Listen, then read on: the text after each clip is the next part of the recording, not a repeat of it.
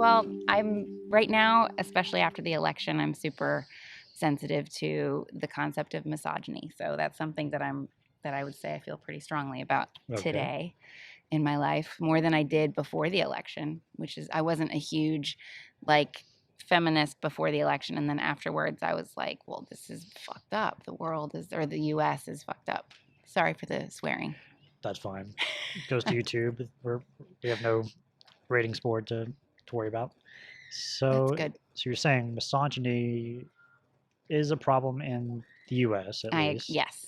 And has it become more of a problem because of the election, or is it? What do you mean? No, I think it's just more existent than I thought. Like it's just more prevalent than I thought it was. Okay. Than I thought we were in a better place than we are. So you're saying the election brought out some stuff. Yes, revealed some the misogyny factors in the U.S. Yes, and the world. I would say, yeah, yeah. But I live here, so that's what affects me. Okay, so.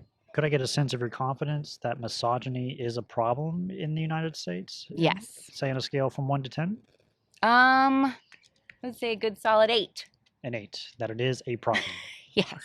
Okay. And could I get a sense of how big a problem it is, say on a scale from 1 to 10? Like, well, the thing is I think it's a very subtle issue that kind of just that just is there, but because it's kind of subtle and because it's kind of underneath a lot of little things, it's harder to figure out. And I think because of the election, it was more clear and it was more like in your face as to like, oh, this is a situation that is more. I mean, I think we've definitely come a long way from like when women weren't allowed to vote and that kind of thing, but there's still a lot of issues. So still a lot of issues. Okay. Yeah. So I'd still like to understand how big of a problem you think it is in society. I would like to try to understand.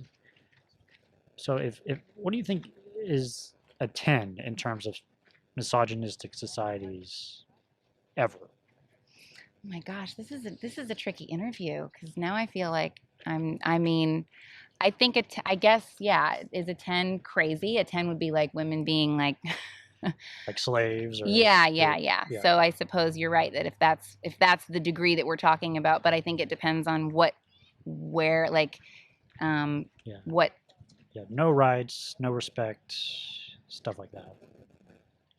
Yeah. Okay. So if that's a 10, then yeah, I'd have to lower my meter, I suppose. But the thing is it just depends. I think that's all relative, and that's it's interesting that you're bringing that up because of the whole fact. And if this is the fact, if you had said to me, okay, 10 being this, I think what I was thinking is that 10 could be relative to whatever that means to somebody. Like if somebody feels that way, then they feel that way. Yeah, you're 8 out of 10 that it is a problem, but there's also a separate scale of how big the problem is. Okay, I see. That's what I'm trying to understand. I see. Yeah, separate. So 8 out of 10 would be that it's a problem. It is a problem. If 10 is the barometer for people like women are slaved, then it would be like I guess a 2 or a 3. 2 or a 3.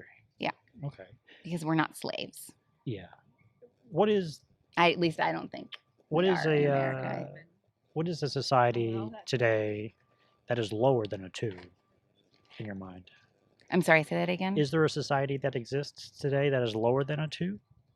Oh, in other places in the world? Yeah, anywhere. That is something I'm not completely educated on, but I would assume there probably are countries that it's definitely even less than it is over here for sure. And what would we expect to see in that type of society? Men not just saying that they believe in equal rights, but men actually fully believing that we have equal rights. Men fully believing. And supporting women when they want to be better than them. Okay. And not being afraid of women's power. So we would expect to see men fully believing? Yeah, like deep within their soul, like not just saying it, but actually like believing that, being raised that way. Yeah, what would we have to observe? That would be a hard thing to observe, but I think there would be things that would be different in day-to-day life, but I wouldn't know how to tell you 100% that was going on. It would just be like a feeling. Could it be the case that this society is that way? If there's there are going to be people that are that way, that there's going to be a lot of people that aren't. There are going to be people. There are men that feel that way, but not everyone has that belief. And I'm sure there's people in other countries that don't all feel that way, but there might be more men that feel that way. And women. Women as well. So there are an amount of people, both men and women. Oh, it's out. Oh, sorry. Like, last question.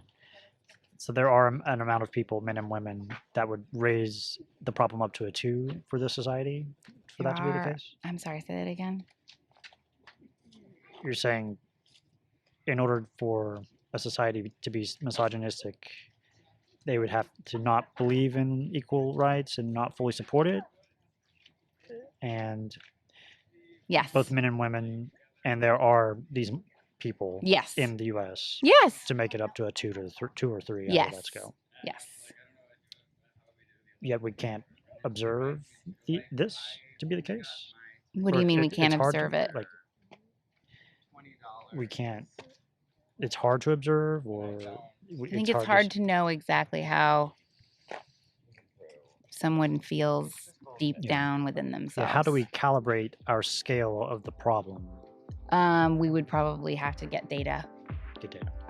Cool. All right, well, nice. Thanks, Ruby.